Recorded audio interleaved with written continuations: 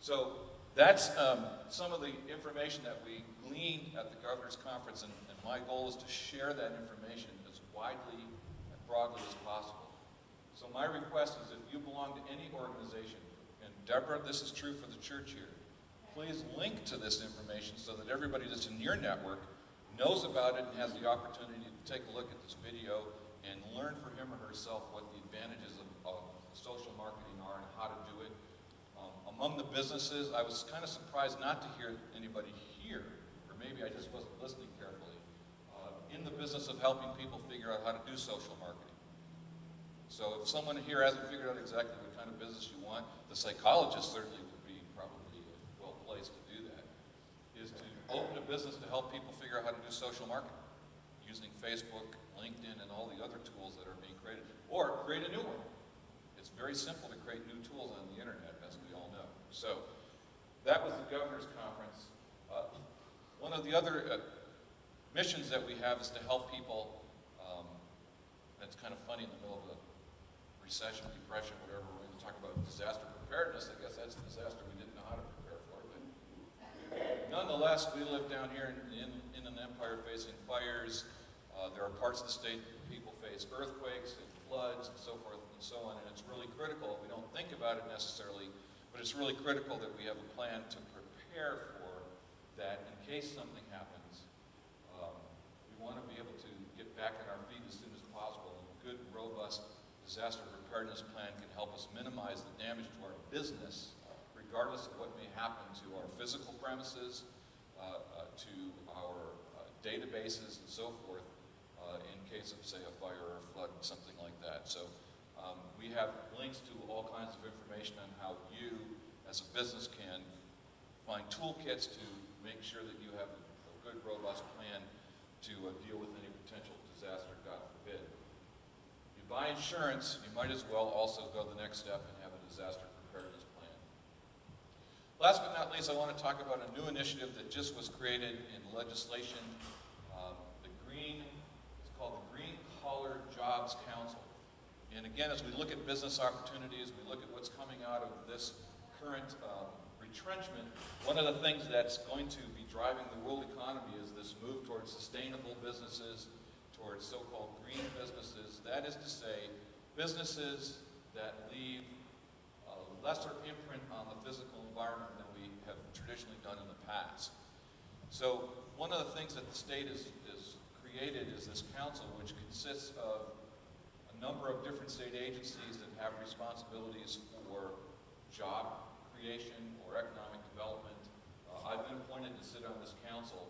And what we're going to be looking at is where are the opportunities both for employment and employing as we move to greater sustainability in our business and our communities coming up.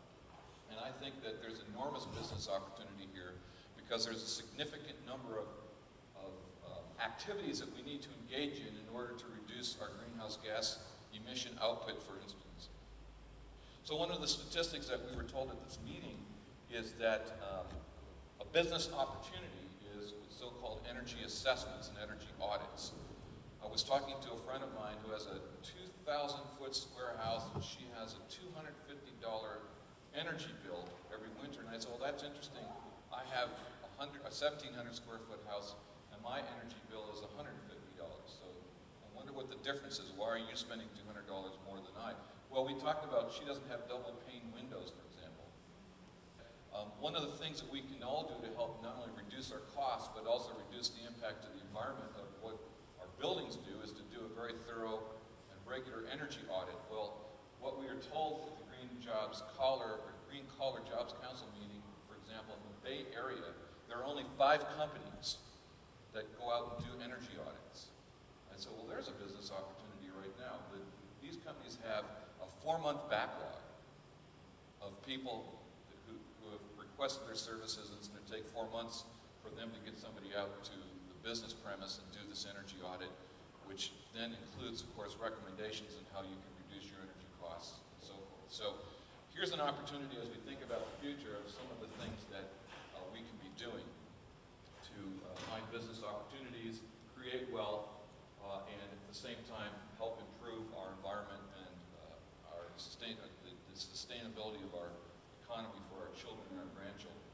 So that's just, I know that that's a lot to throw at you about what the Office of Small Business Advocate does. Bottom line, I want to be a catalyst for all of us, small businesses, 3.6+ million of us working together, understanding what we're doing. It doesn't matter whether you're in Imperial County or Modoc County. It doesn't matter whether you're in San Francisco or Riverside. You have so many things in common with your colleagues across the state, and yet, historically, politically, you've been fragmented, you've been divided, you haven't had the opportunity to coalesce with one another, and that has to end. First of all, we want to thank you for coming out on a Saturday.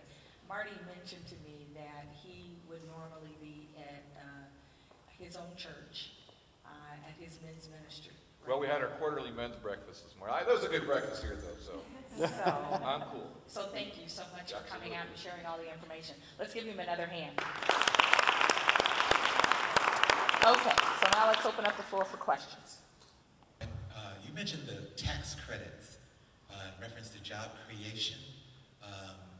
Could you elaborate on that just a little bit more? Well, I'll get myself in trouble because this just happened. What I heard was that in the budget bill, there's a $3,000 tax credit for net increase in employment from year to year.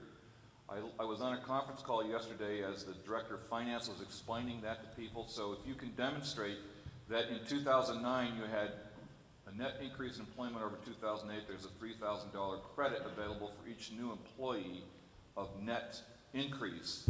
That's what I understand. Now, we're going to get the specific information and post it to our website. So I'm not an attorney and I'm not a finance guy, so I don't want to misrepresent this. That's just the way I heard it. But I know there is a tax credit, and the number 3,000 was attached to it. Marty, I'm a member of PERS. Is there some kind of coalition or support that SBA can give for public employees, retiree, like VA does with veterans, support for loans, business loans? I'll take it first, and then you can. What I didn't go into the governor's conference, I had a whole series of slides on that, but we don't have time to do that. But one of the things that occurred at the governor's conference is that the small businesses that were there created a series of recommendations for the state to take a look at. They came up with 37 recommendations that got boiled down to the top 11. We had 11 because the distance between 10 and 11 was 2 votes, so we figured let's do all 11. One of them was to take a look at how PERS, for those of you who don't know, that's a state employee retirement system, and there's not as many billions of dollars in there now as there were a year ago, but still there's billions of dollars in there that are invested to help support state employee retirement. To take a look at what kind of programs could we assist PERS in creating that would be focused on financing small businesses and investing in small businesses. So we've taken the first tentative steps in that's a big conversation. It's not a new conversation, but again, time of opportunity.